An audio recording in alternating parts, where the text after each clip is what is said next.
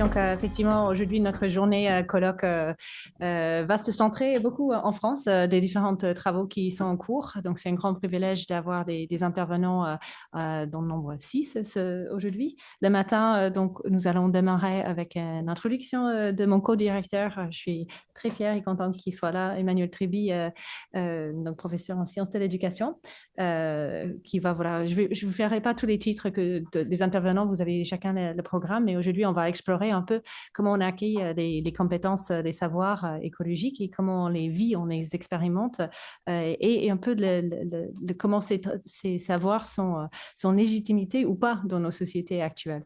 On va ensuite finir la matinée avec, ensuite avoir mon collègue Guillaume Christen qui va nous parler donc de justement cette reconnaissance des savoirs d'usage, en fait, d'aborder le sujet de l'écologie par l'usage et notre compétence citoyenne déjà à aborder tout ce qui nous entoure et notre relation avec. Ensuite, on continue et on finit la matinée avec Élise Bain, qui vient nous rejoindre sur son enquête. Peut-être vous avez déjà entendu parler, elle a fait un livre sur cette enquête de connaissances dans les Vosges et cette manière de transmettre des savoirs, on va dire, de connaissances autour des plantes.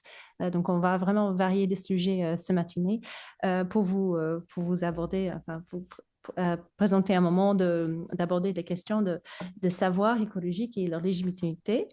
Et cet après-midi, on va ensuite rencontrer des expériences qui ont été menées auprès des enfants, commençant avec une étude qui a été menée avec des enfants de Neorf qui ont changé leur perspective et leurs connaissances et leurs expériences dans leur propre ville.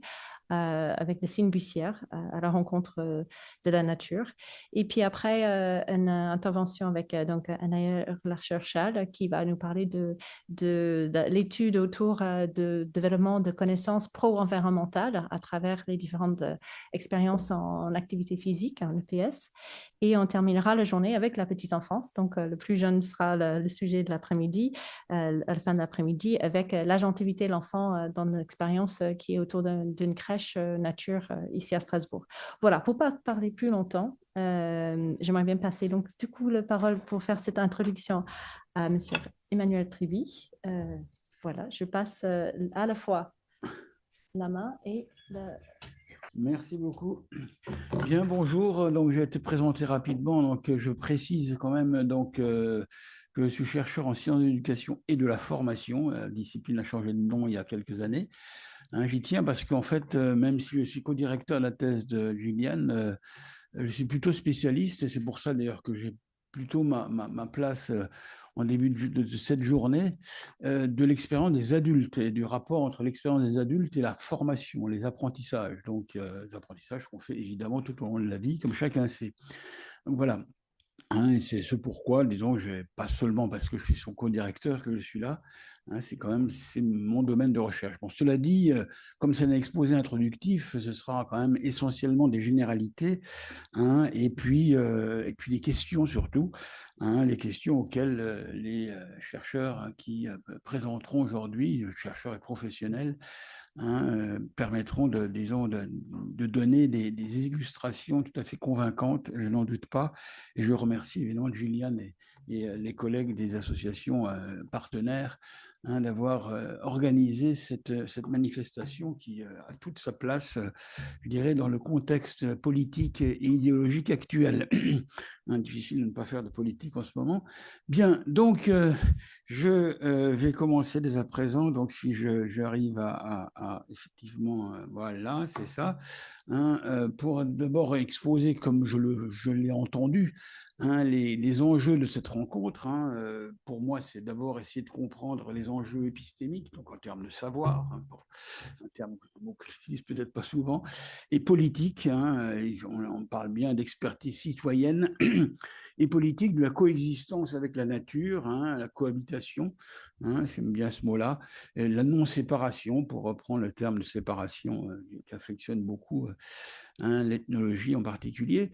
Alors notamment cette cohabitation dans des expériences durables, peut-être le passé, l'histoire, durable, c'est-à-dire des expériences qui laissent des traces dans la culture, dans les croyances aussi, mais aussi dans les savoirs, hein, et qui produisent des savoirs d'expérience. Et puis aussi des expériences plus courtes, passagères, hein, donc c'est un peu ce qui va être présenté plus tôt l'après-midi, hein, dans lesquelles, effectivement, des personnes plus ou moins jeunes donc, sont mises comment dirais-je, à l'épreuve, en quelque sorte, d'un milieu auquel ils n'ont pas forcément l'habitude de participer. Et puis aussi des expérimentations, hein, c'est-à-dire là où c'est véritablement les savoirs qui sont mis à l'épreuve, hein, pas seulement les personnes, les savoirs que ces personnes peuvent avoir en elles, et puis les savoirs qu'elles sont susceptibles de générer par l'expérimentation elle-même. Et cela passe évidemment, hein, par hein, la mise en jeu de discussions, de débats, de collaborations. Voilà.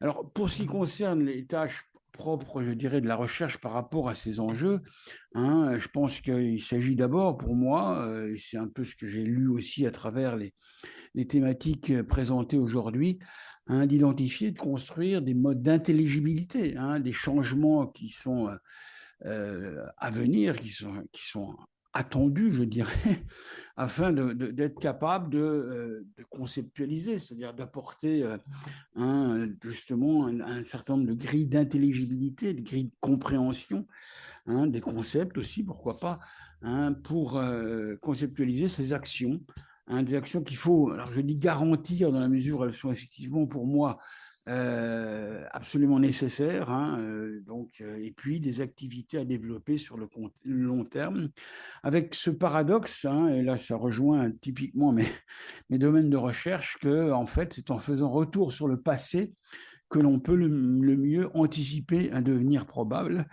hein, comme j'écris. Et pour cela, donc, on a deux matières principales. En gros, matière 1, plutôt le matin, donc les savoirs d'expérience, et puis matière 2, hein, les retours d'expérience comme moyen donc d'élaborer des connaissances. Et cela donc à travers un certain nombre de questions. Donc je posais quatre questions, notamment, pas trois, mais quatre. Hein, donc une question qui est d'abord sur les temporalités, parce que dans le titre de mon intervention, j'ai insisté sur le pluriel de autant de la transition.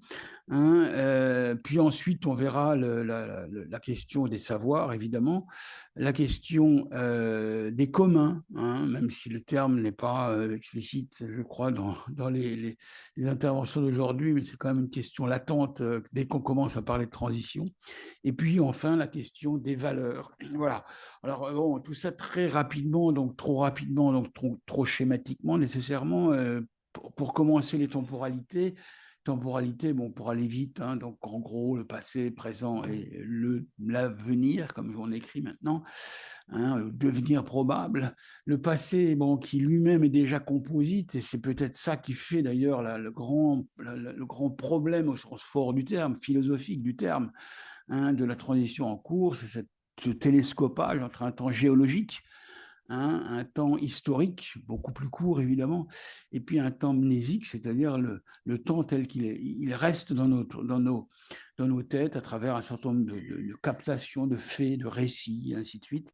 Donc tout ça sont des durées, des représentations qui sont en tension, hein, et donc quelque chose qui forcément, disons, est très, très bruyant, on va dire. Donc, pour ce qui concerne le présent, là aussi, complications entre les tensions, hein, alors ce que les sociologues ont pris l'habitude d'appeler des échelles, hein, plutôt que des niveaux, parce que niveau, ça, bon, les échelles, les trois échelles enchâssées de toute activité, hein, donc au niveau micro, social, donc la situation, méso, les organisations, les territoires, et puis macro-social. Hein, alors là aussi, quel est le bon niveau macro-social aujourd'hui, bon. Mais tout ça, c'est aussi l'objet de tensions et qu'il faut bien essayer comment dirais-je, de travailler, d'articuler lorsqu'on essaie de penser les transitions et la manière d'éduquer dans ces transitions. Et puis enfin, ce devenir probable, ce que j'appelle effectivement l'avenir, ou plus précisément, bon là, j'avance mes pions, hein, ce que j'appellerais l'actualisation, hein, du sentiment de précarité, de vulnérabilité. Alors, le sentiment de précarité, de vulnérabilité, c'est pas quelque chose de nouveau, hein. C'est même la caractéristique de l'humain, je veux dire, ce que certains auraient appelé le propre de l'homme, hein. Si ce qui est le sens commun le plus partagé, c'est le sens de la précarité pour moi. Mais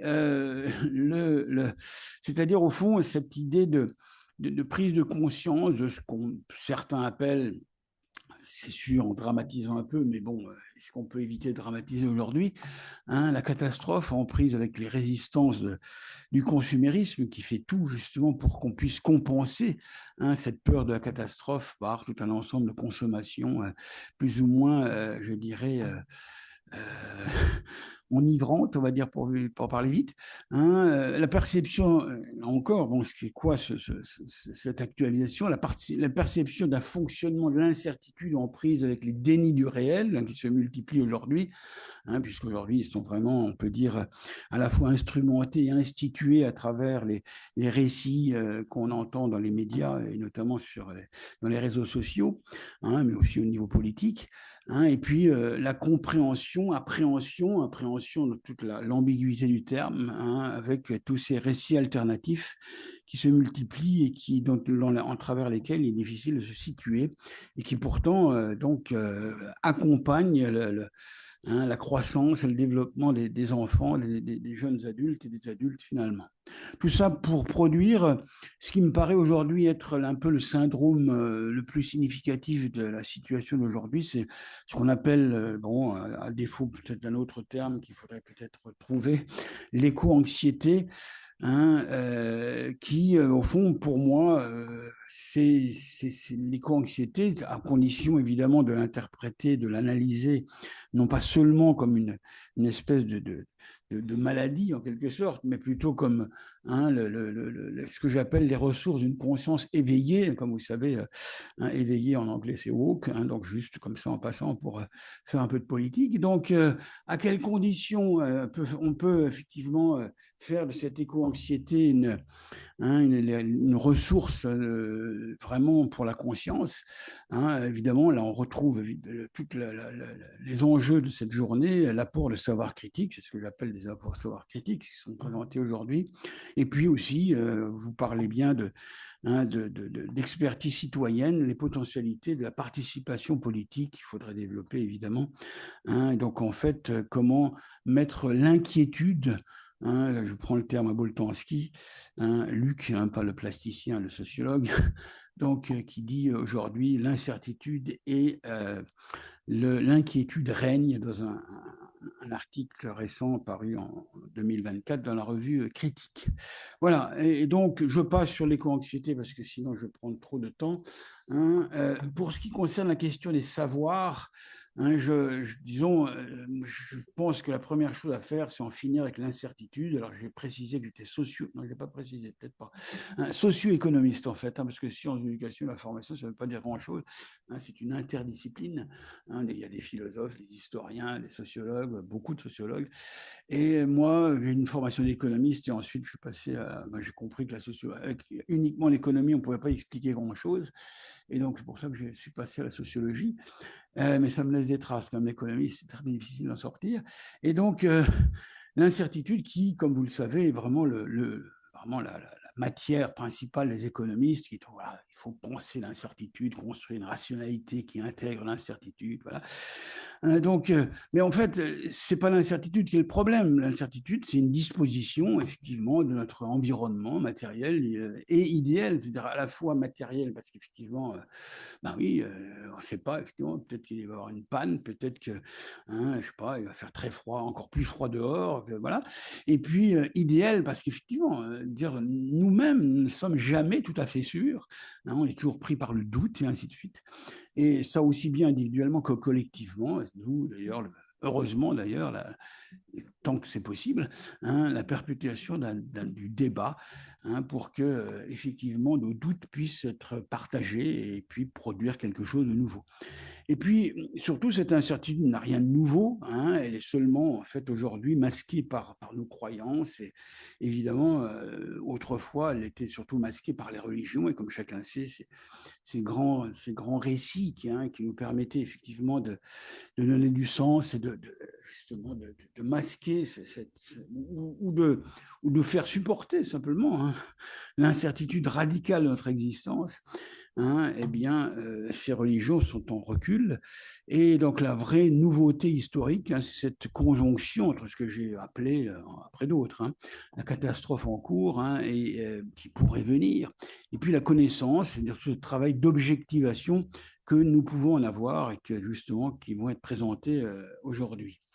Alors, effectivement, autre élément qui vise à essayer d'oublier l'incertitude, parce qu'effectivement, on a appris à nous adapter à l'incertitude, hein, et je note en particulier, excusez-moi la faute d'orthographe, hein, nos modes d'adaptation, c'est le solutionnisme technologique, hein, c'est ce qu'on fait de mieux dans le genre, hein, et il a aujourd'hui, comme vous le savez, pour différentes raisons sur lesquelles je n'insisterai pas, il a le vent en poupe, et sur ce que j'ai déjà évoqué, les récits alternatifs, hein, qui traînent dans les médias, voilà.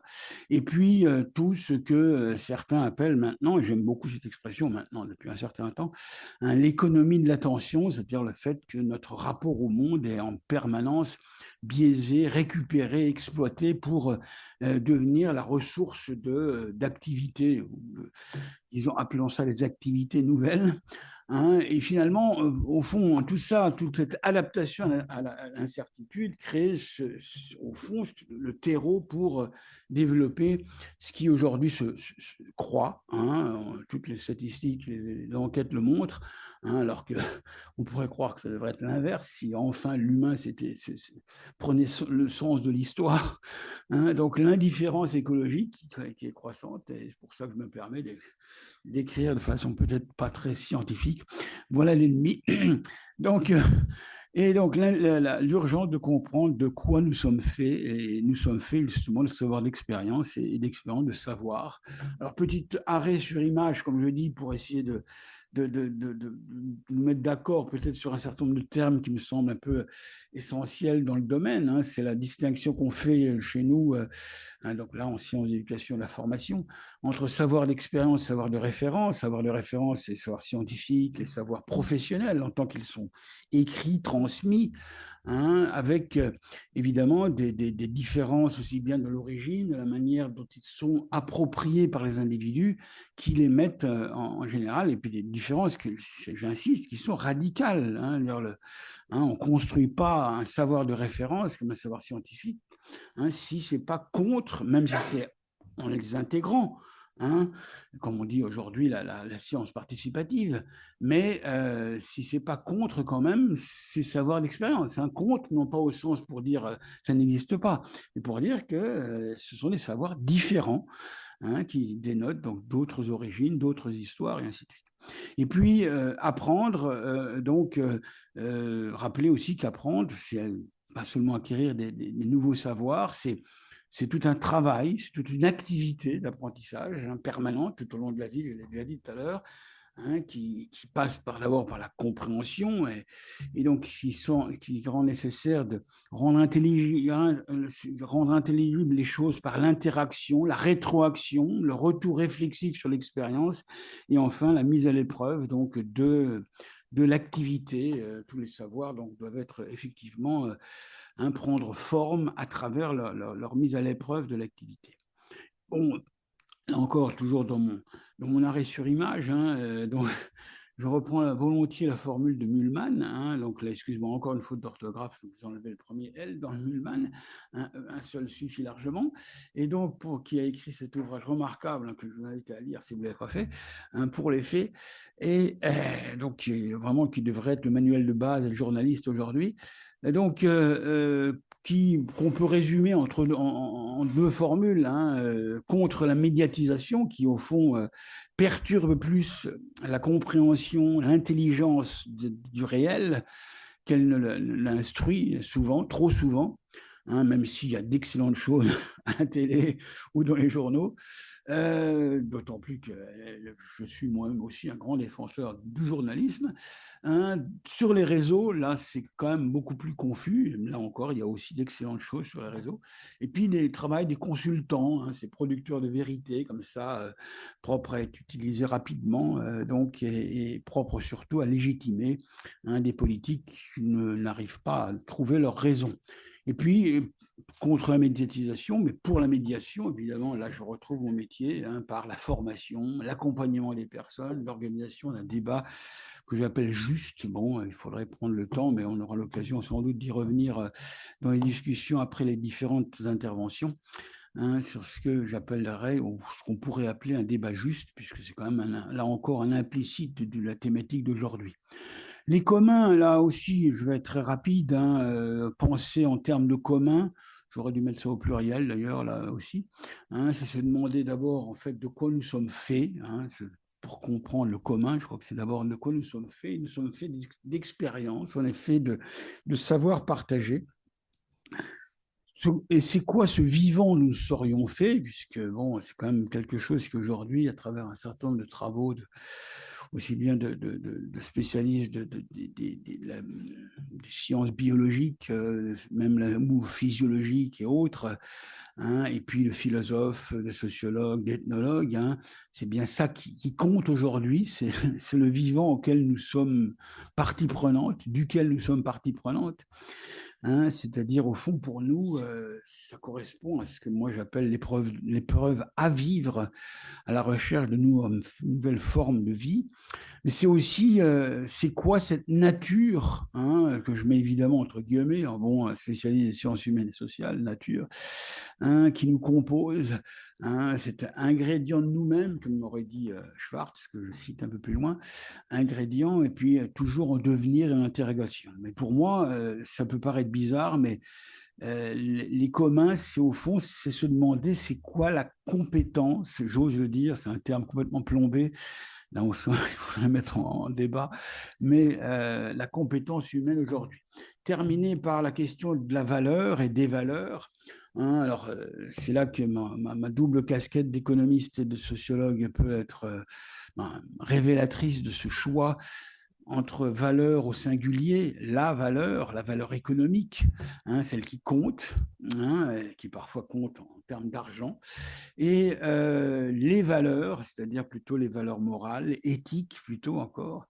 Et donc, qu'est-ce qui fait valeur aujourd'hui, en sachant que la valeur n'est jamais un fait, c'est un débat, une mise à l'épreuve des aléas de l'activité collective, évidemment sociale.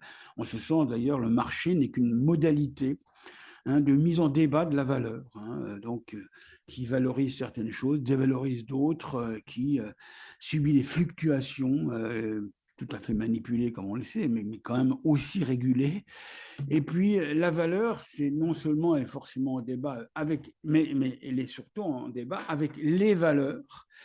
Et au fond, c'est toujours ça qui revient. Je parlais l'autre jour, hier même, avec un doctorant qui travaille sur les valeurs des ingénieurs et surtout des élèves ingénieurs, et qui effectivement montrait combien ces jeunes ingénieurs ou futurs ingénieurs étaient traversés en permanence alors qu'ils étaient là pour fabriquer de la valeur économique. L'ingénieur, si ce n'est pas ça, on se demande à quoi ça sert. Eh bien, est-il toujours traversé par des valeurs et qu'en réalité, même dans des choix technologiques très précis, eh bien, ils étaient embarqués dans comment dirais-je, des débats qui parfois les dépassaient d'ailleurs, et c'est peut-être ça qui faisait qu'ils étaient encore jeunes. Donc pour terminer, donc juste ce petit schéma, alors comme tous les schémas, il est schématique, donc forcément simplificateur, pour montrer cet enchaînement comme ça entre ce que j'ai appelé le matériel idéal, la manière de le comprendre, et puis les phénomènes réels qui se déroulent, pour montrer effectivement cet enchaînement entre des enjeux écologiques aujourd'hui, ce dont on va beaucoup parler, qui justement compose ces communs, qui génèrent un certain nombre de besoins, des besoins sociaux nouveaux, et génèrent surtout un besoin de transformation et qui est largement insuffisant, qui sont très largement insuffisantes aujourd'hui, hein, les transformations, d'autant plus que c'est plus des transformations subies que des transformations agies. Et puis, ces transformations appellent effectivement la participation d'autres formes de gouvernance, comme on le sait. Hein, c'est pas pour rien que vous parlez de l'expertise citoyenne, on est en plein dedans. Et puis, donc, tout ça devrait être traduit dans des projets, des stratégies qui devraient en elles-mêmes permettre l'organisation de nouvelles activités, de nouveaux rapports, et notamment de rapports de coopération qui permettraient peut-être de faire émerger une nouvelle manière d'aborder ces communs, ces enjeux écologiques. Et puis, c'est ça qui me paraît aujourd'hui l'éthique, hein, de la transition. Voilà, je terminais, c'était sans doute un peu rapide, certainement. Et puis voilà, j'ai fini. Merci beaucoup. Excusez-moi. Merci beaucoup, Emmanuel Triby, pour cette introduction qui pose pas mal des termes et aussi les notions et qui éveille beaucoup de questions par rapport à effectivement ce commun, ces valeurs et même notre manière d'apprendre et de transmettre nos savoirs.